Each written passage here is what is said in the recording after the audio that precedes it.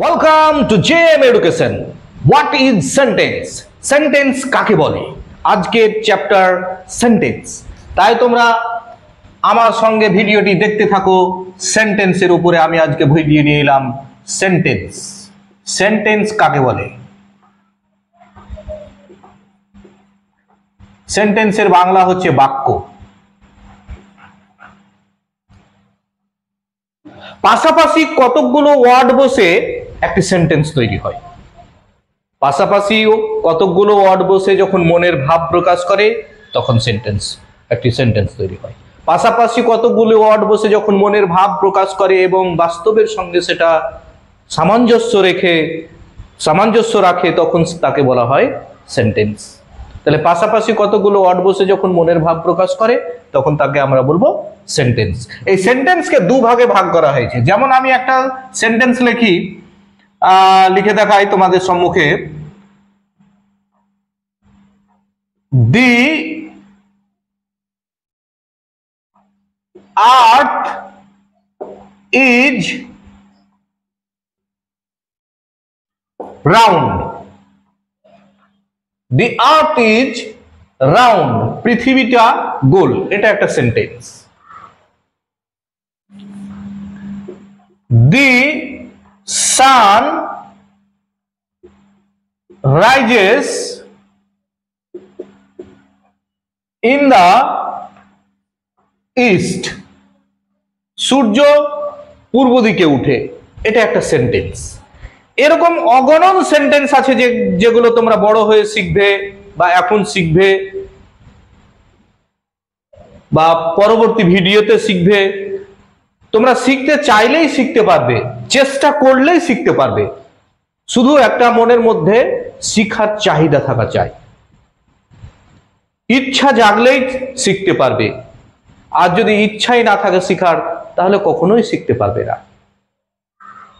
তো যাই হোক, আমি সেন্টেন্স তোমাদের দেখালাম। এরকম অনেক সেন্টেন্স আছে যেগুলো তোমরা কিছু নিজে শিখো, কিছু আমার কাছ থেকে শিখো, কিছু বাস্তব থেকে নাও, কিছু বই থেকে নাও।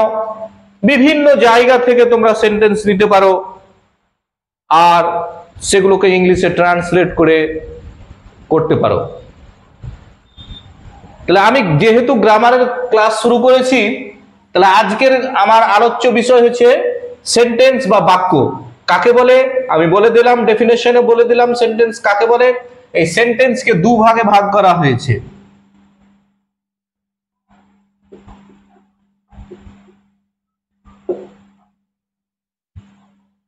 একটা হচ্ছে সাবজেক্ট, একটা হচ্ছে প্রেডিকেট। একটা হচ্ছে সাবজেক্ট, একটা হচ্ছে অবজেক্ট বা প্রেডিকেট। অবজেক্টকে প্রেডিকেটও বলা হয়। তাহলে সাবজেক্ট অ্যান্ড অবজেক্ট, সেন্টেন্সকে দুভাগে ভাগ করা হয়েছে, সাবজেক্ট অ্যান্ড অবজেক্ট। কোনটা সাবজেক্ট, কোনটা object?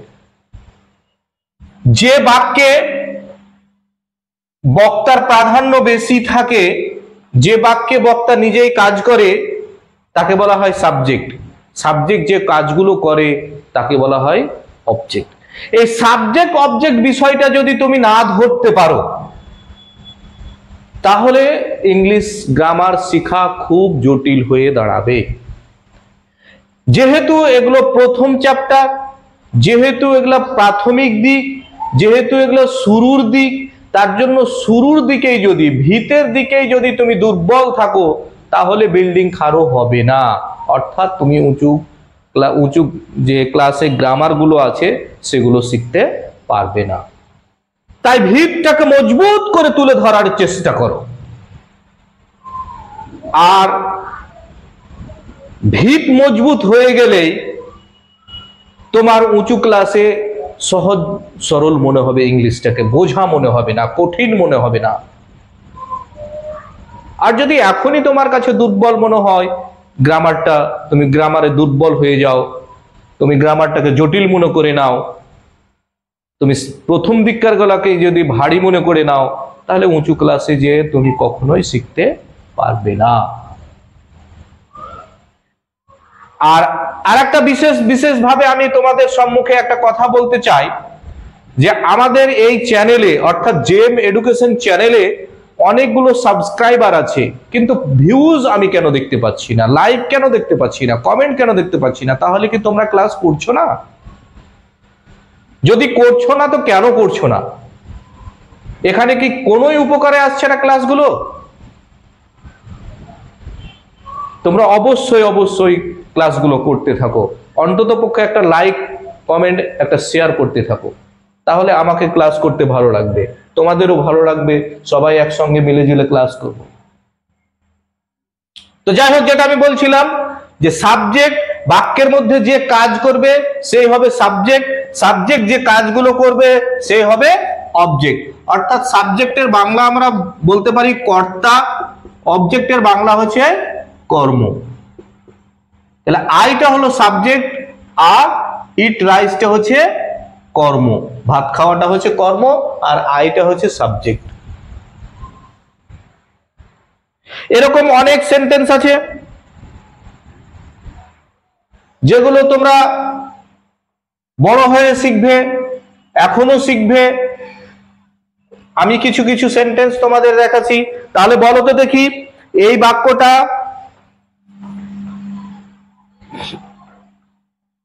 They play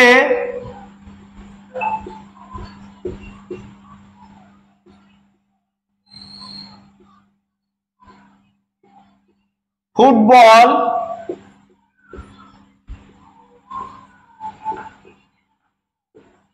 in the field.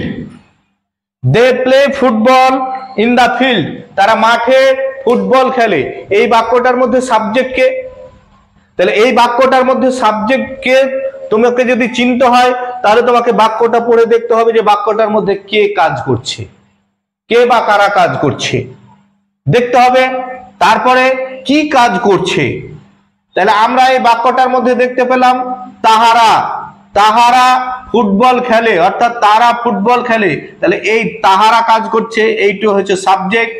R play football in the field, মাঠে ফুটবল খেলে, এটা হচ্ছে তাদের কর্ম, এটা হচ্ছে অবজেক্ট। তাহলে তোমরা অনায়াসেই বুঝতে পারছো সাবজেক্ট কি জিনিস, অবজেক্ট কি জিনিস, কেন এগুলো প্রয়োজন হয়। কারণ টেন্স করতে গেলে সাবজেক্ট অবজেক্টের প্রয়োজন হবে। সাবজেক্ট অবজেক্ট যদি তুমি ধরতে না পারো তাহলে টেন্স শিখতে পারবে না, আর টেন্স শিখতে না পারলে ভয়েস চেঞ্জ শিখতে পারবে না। কারণ একে অপরের সঙ্গে এগুলো সম্পর্কিত, একে অপরের সঙ্গে রিলেটেড, তাই একটা না শিখলে আরেকটা শেখা কঠিন। তাই প্রথম থেকে আমি শুরু করেছি তোমরা যাতে বলতে না পারো যে আমরা কিছু বুঝতে পারছি না, কারণ যখন তোমরা বুঝতে পারবে না তখন প্রথম দিকের ভিডিওগুলো দেখতে শুরু করবে। একটার সঙ্গে একটা চেন সিস্টেমে আছে, একটার সঙ্গে একটা রিলেটেড, এটা শিখলে ওটা শেখা যায়, ওটা শিখলে ওটা শেখা যায়, এইভাবে ভিডিওগুলো আমরা নিয়ে আসব। আর এইভাবেই গ্রামারগুলো আছে, এইভাবেই তোমরা তোমাদের সম্মুখে আমি গ্রামারগুলো তুলে ধরবো, তোমরা শিখতে থাকো। শিখতে পারবে, চেষ্টা যদি চালিয়ে যাও অবশ্যই শিখতে পারবে। শিখতে পারবে না এমন কোনো জিনিস নয়, এটা কোনো জাদু মন্ত্র নয় বা কোনো আহামরি কোনো জটিল জিনিস নয় যে আমি শিখতেই পারবো না কোনোদিন। চেষ্টা করলেই শিখতে পারবে, চেষ্টাই হচ্ছে সফলতার মূল মন্ত্র, মেহনতটাই হচ্ছে সফলতার মূল মন্ত্র। কারণ একটা কথা আছে হিন্দিতে, একটা কথা আছে উর্দুতে, যে মেহনত কামিয়াবি কা কুঞ্জি হতা है, অর্থাৎ মেহনত হচ্ছে সফলতার চাবিকাঠি। একটু যদি মেহনত করো তাহলে অবশ্যই শিখতে পারবে। কেন শিখতে পারবে না? সবাই পেরেছে শিখতে, তোমরাও পারবা শিখতে। চেষ্টা শুধু তোমাদের থাকতে হবে। আর যদি কোনো জায়গায় বুঝতে না পারো তার জন্য জানাতে হবে, জানতে হবে, চেষ্টা চালিয়ে যেতে হবে। একদিনে না হবে, দুদিনে হবে, দুদিনে না হবে, 3 দিনে হবে, হবে এক সময়। অর্থাৎ চেষ্টা চালিয়ে গেলেই হবে। তোমরাও পারবে, সকলেই পারছে, তোমরাই পারবে। কারণ একটা জিনিস মাথার মধ্যে নিয়ে আসতে হবে যে যারা পারছে তারা কেন পারছে। এটা যখন মনের মধ্যে প্রশ্ন আসবে তখন তুমিও পারবে, তুমিও সেইভাবে চেষ্টা চালিয়ে যাবে। কারণ যারা পারছে তারা অবশ্যই মেহনত করছে, তারা অবশ্যই চেষ্টা চালাচ্ছে, তারা অবশ্যই সময় দিচ্ছে লেখাপড়াকে, তুমিও সময় দাও লেখাপড়াকে, লেখাপড়া তোমাকে ঠিক ধরা দেবে। আর সময় দিবে না, পড়বে না, ক্লাস করবে না, তাহলে এটা অসম্ভব হয়ে দাঁড়িয়ে উঠবে, ভারী হয়ে বোঝা হয়ে দাঁড়িয়ে উঠবে।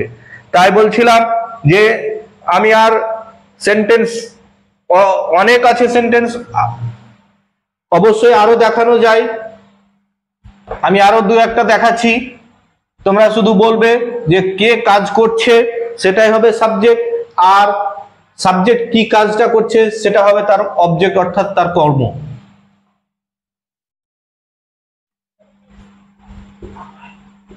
The moon shines at night. চাঁদ রাত্রেবেলায় কিরণ দেয়। এই বাক্যটার মধ্যে কে কিরণ দেয়? না তো চাঁদ কিরণ দেয়। তাহলে চাঁদ হচ্ছে সাবজেক্ট, দি মুন হচ্ছে সাবজেক্ট, সায়েন্স অ্যাট নাইট রাত্রে কিরণ দেয় এটা হচ্ছে তার কর্ম, এটা হচ্ছে অবজেক্ট। সাবজেক্টকে আমরা এস দ্বারা প্রকাশ করি, অবজেক্টকে আমরা ও দ্বারা প্রকাশ করি, কারণ এর পরে যখন আমি টেন্স শুরু করব তখন সাবজেক্ট আর বলবো না, লিখবো না, আর কি এস দিয়ে দেখাবো আর অবজেক্টকে ও দিয়ে দেখাবো। তাহলে বলো কি অসুবিধা হচ্ছে যে বুঝতে পারছো না? কোনো অসুবিধা নাই, শুধু একটু মনোযোগের, অ্যাটেনশনের প্রয়োজন, একটু মনোযোগের প্রয়োজন।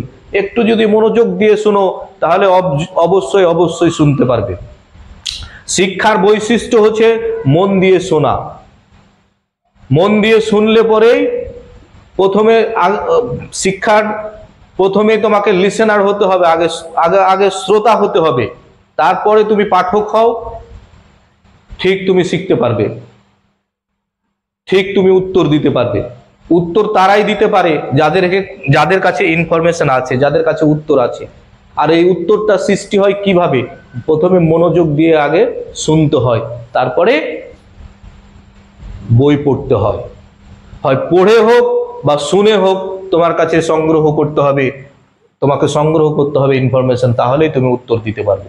তাহলে মন দিয়ে এখন যেহেতু শুনছো, শুনলেই তুমি উত্তর দিতে পারবে। তো যাই হোক, আমি আর ভিডিওকে বেশি বড় করছি না, আজকের মতো এখানে ভিডিওর সমাপ্তি টানছি। পরবর্তী ভিডিওর জন্য প্রস্তুত থাকো, আর অবশ্যই অবশ্যই তোমরা লাইক করতে থাকো, ভিডিওগুলো দেখতে থাকো। আমার ইউটিউব চ্যানেলে অনেকগুলো সাবস্ক্রাইবার হয়েছে, তার জন্য আমি সকলকে আন্তরিকভাবে ধন্যবাদ জানাই। কিন্তু একটু দুঃখের বিষয় যে ভিডিওগুলো তোমরা দেখছো না, সাবস্ক্রাইবার হয়েছো কিন্তু ভিডিও দেখার জন্য তোমরা প্রস্তুত থাকছো না, তার জন্যই গ্রামারগুলো হয়তো শিখতে পারছো না, জটিল মনে হচ্ছে, বোঝা মনে হচ্ছে।